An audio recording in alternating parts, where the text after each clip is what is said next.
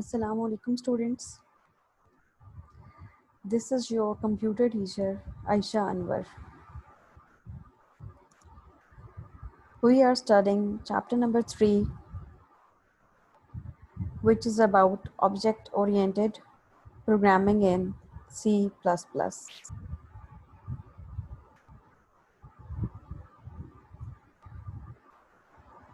This chapter basically contains the introduction to object oriented programming.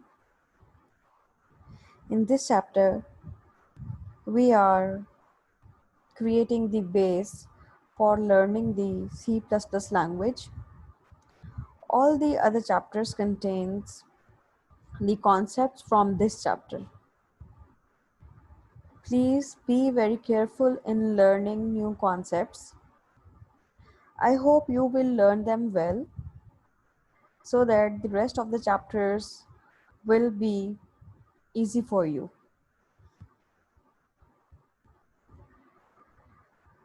First of all, let's have a quick recap of the contents that we are already discussed. In any computer language, we write a computer program, and we know that a computer program is basically a set of instructions that perform some type of a specific task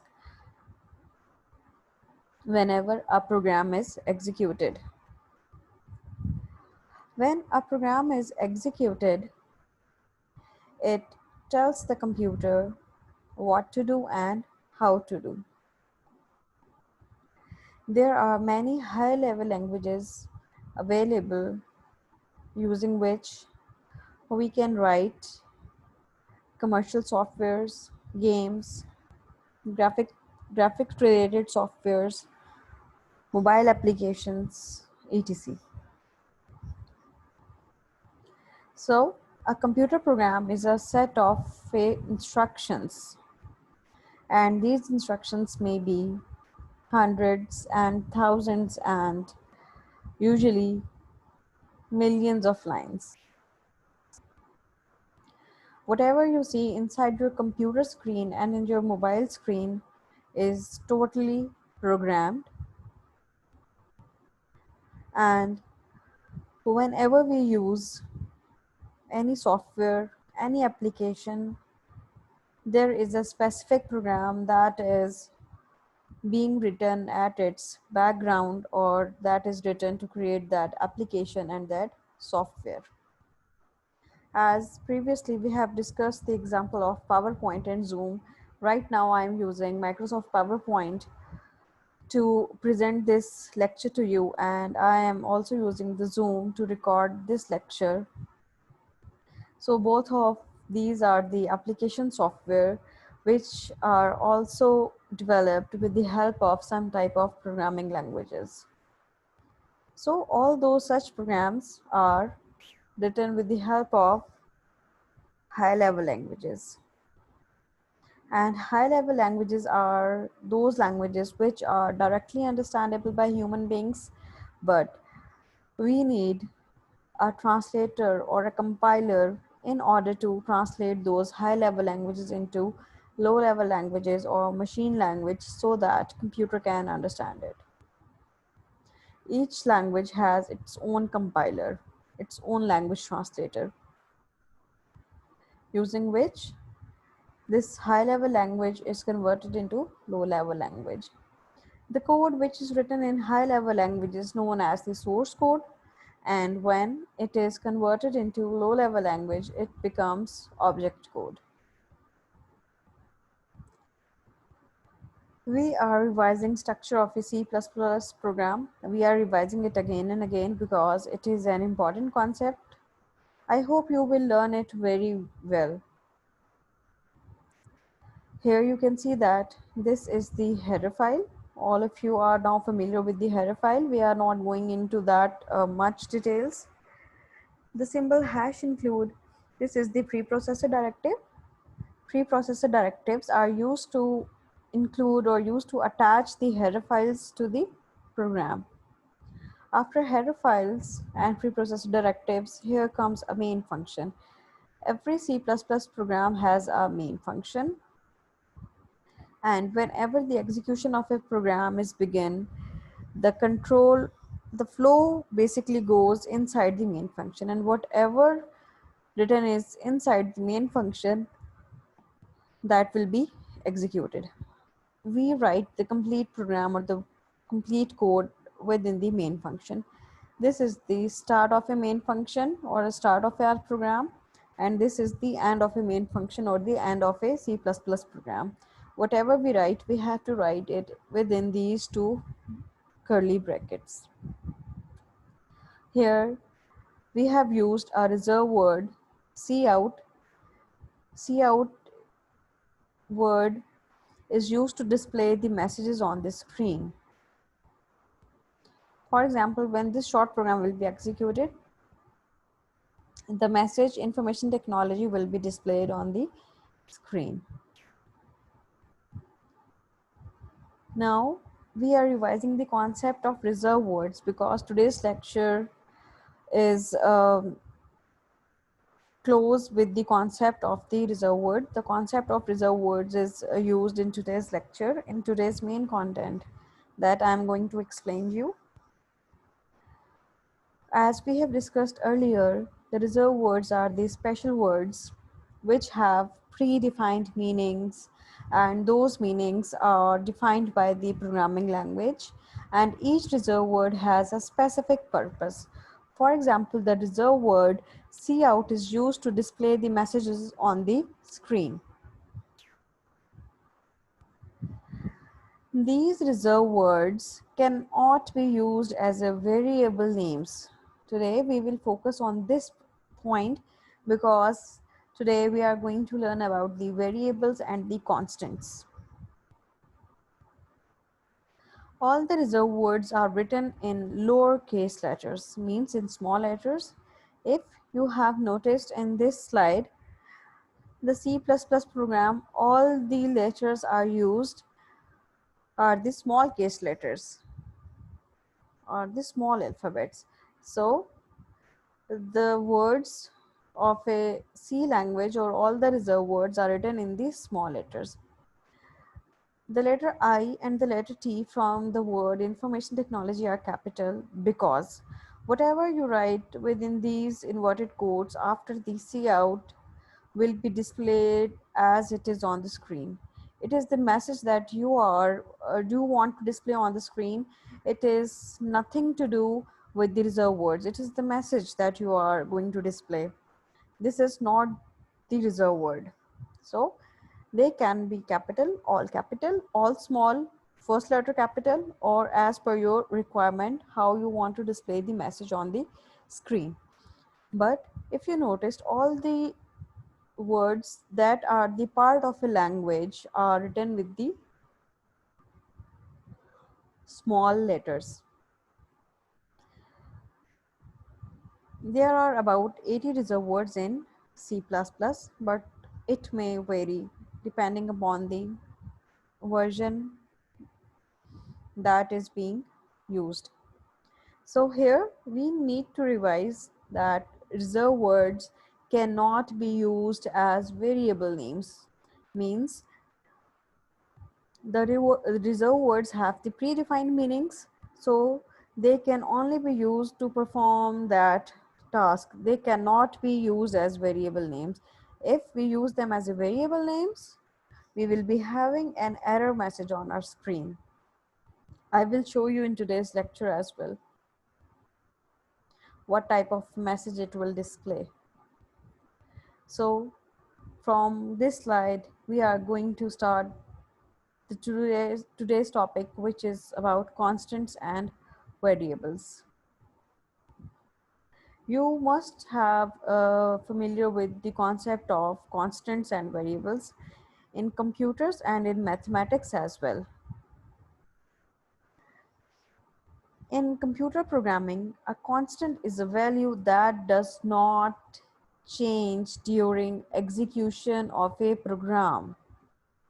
A constant can be a number, a character, or a character string. What is this character string? We understand the number. Number means 1, 2, 3, and so on. Character means A, C, Z, like this. And what is this character string? A character string is a sequence of any numbers or characters. It is a typing mistake. Some examples of constants are 42, 7.25. These are the examples of number constants. S is a single letter, so it is an example of a character constant. And the word computer, so computer is the example of a string constant. It is a sequence of any numbers of characters. In C++, a single character constant is written within single quotes and a string constant within double quotes. If you have noticed that the character constants are written in this single quote and string constants are written in the double quotes. If I will put double quotes over here, it will definitely give me an error message, and same is the case for the computer. If I will write it with single quotes, it will give me an error message because we have to write the character within single quotes and the computer within double quotes. So these are the rules of a language that one must follow to write a computer program in C++. Okay, so we have discussed that constants is a value or it is a quantity that does not change during execution of a program. It is of basically three types: number constants, character constants, and string constants. Number constants may be any number like 42 and even decimal numbers.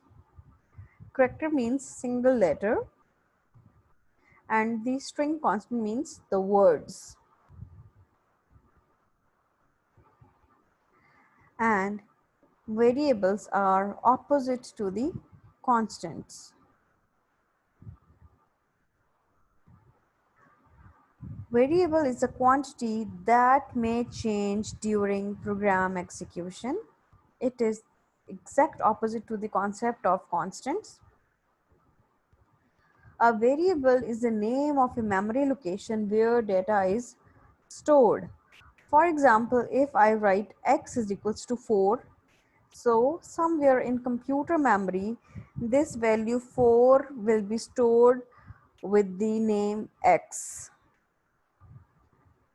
Or here is another example, a is equals to 5.5. So in computer memory, this 5.5 will be stored with the name a because I am assigning this 5.5 to the a. So here a and x are the variables and they may change their value during program execution.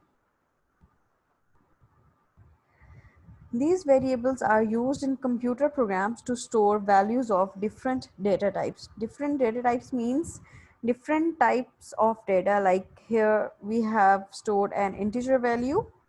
Here we have stored a decimal value 5.5.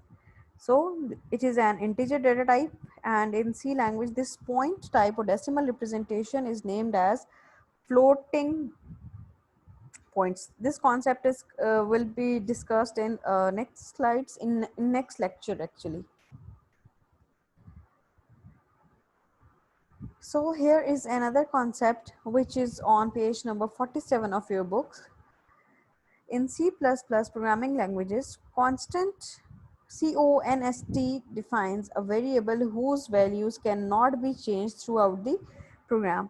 Here we need to understand a concept. We discussed that variables may change their values during program execution, but if we want that variables will not change their values during program execution, so we use a reserve word const before the variable names. When we use this constant qualifier, it is known as the constant qualifier.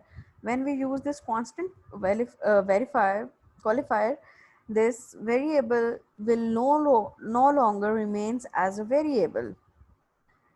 Basically, it is a variable which behaves as a constant because the values of those variables are not going to change during the program execution.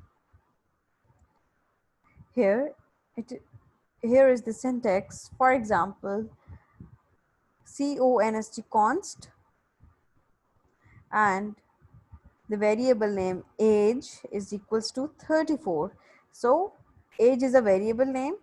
This variable is of integer data type. Integer data type means we cannot save the values which have decimal points. We will be saving the whole numbers, and this variable age is now of a constant type, which means the value of this variable age will remain 34 during the execution of a program. Here basically this variable age is behaving like the constant. Again, in the second example, constant float length is equals to 7.5. Here we are saving a decimal point data, a decimal point number, that is 7.5. It is a decimal value, so that's why we have used the word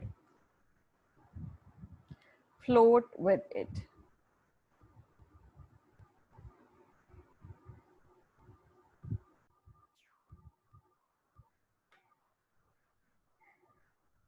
We will revise this concept again after studying few more concepts. Then the things will be more clear to you, because there are some concepts that are interlinked and we have not studied them till this stage. So we will revise them again after studying some new topics. It will be more clear to you. So here are some rules for naming the variables. Here in this example, you have noticed that this is a variable name, age and length. These are the variable names, and we have to name a variable with some specific set of rules. If we don't follow these rules, our variable name may be invalid, and if we use invalid variable name, there will be an error message displayed. Rule number 1. The first character of a variable name must be alphabet or underscore. It means whenever you are going to name a variable, the first letter must be an alphabet or the special character or a symbol underscore. This is underscore. For example, in previous slide, this first letter A, here is the first letter L. So both of them are following the first rule, which is variable name must start with a alphabet or a underscore. The characters allowed in a variable name are: we can use underscore. This direct mark means I'm going to discuss the important points related to these in the next slide. We can use underscore. We can also use the digits in variable names from 0 to 9. We can use uppercase letters A to Z, capital A to capital Z, and lowercase letters small a to small z.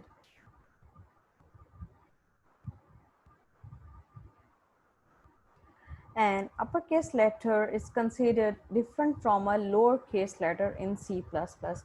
For example, if we are using a variable name with these capital S, capital U, and capital M, this variable name is different from SUM. Here only the first letter is capital, or SUM, all letters are small. So these three are the variable names, and these trees are the different from each other. This sum is different from this, and this is different from this. So it means we can say that C++ is a case sensitive language. It considers capital letters different from the small letters.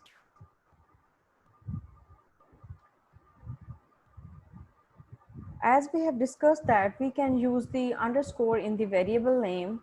So this underscore is basically used to improve the readability of a variable name. For example, if we write overtime like this, and if we write overtime like this variable name has better readability, means we can clearly see this variable as compared to this.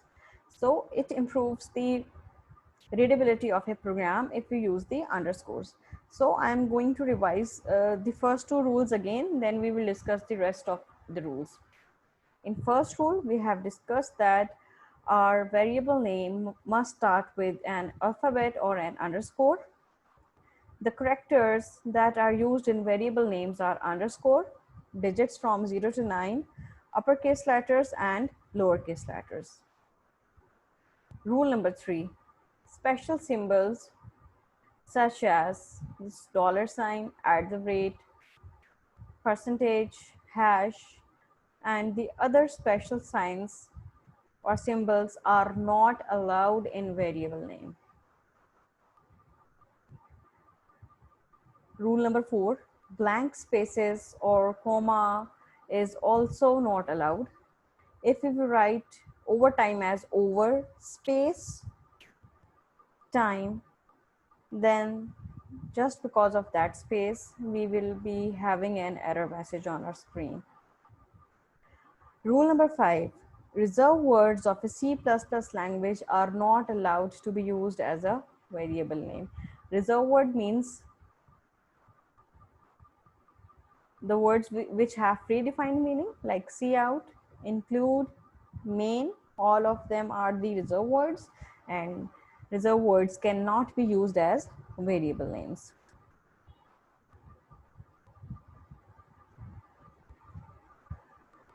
Here is a concept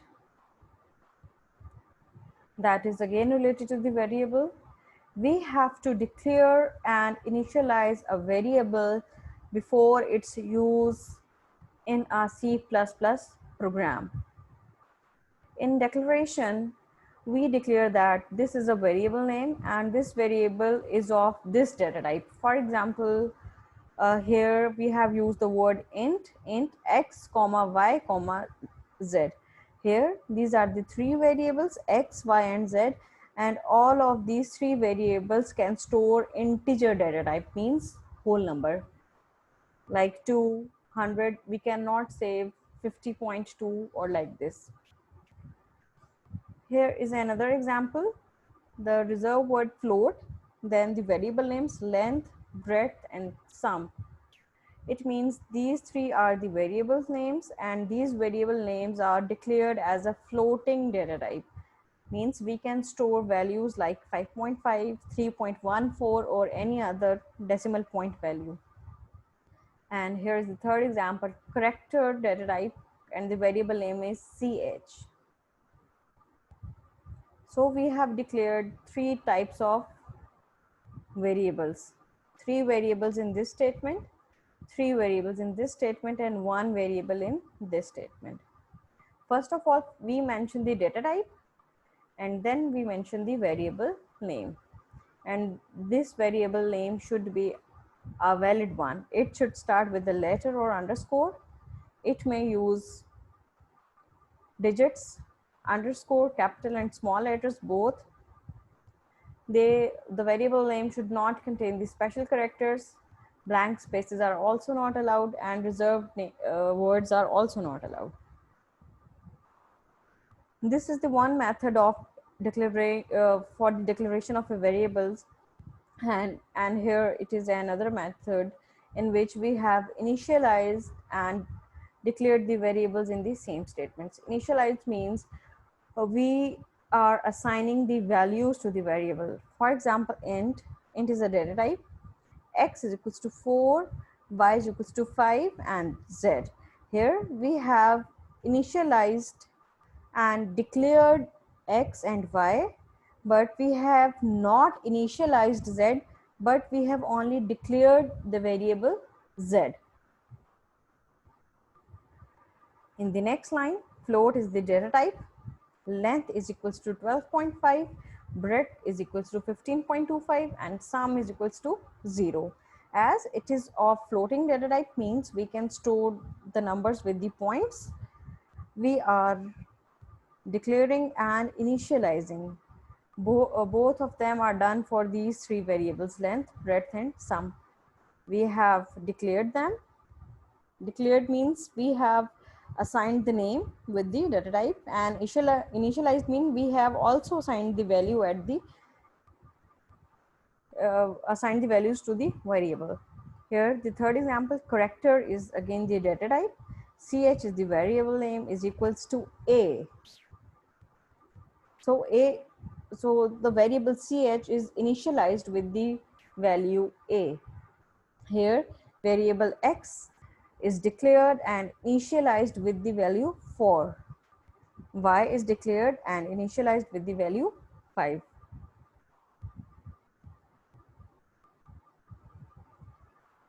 So here is your today's task. You have to identify among these variable names which are the valid one and which are the invalid. If some variable name is invalid, you have to write down the reason why the variable name is invalid. So that's all for today. If you are having some confusion and some difficulty, please feel free to ask. Please read the respective content from your book so that these concepts will be clear to you.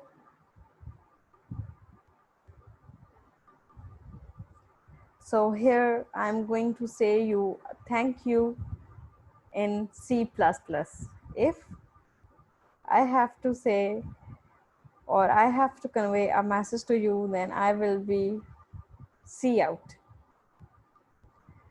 So that's all for today. Thank you.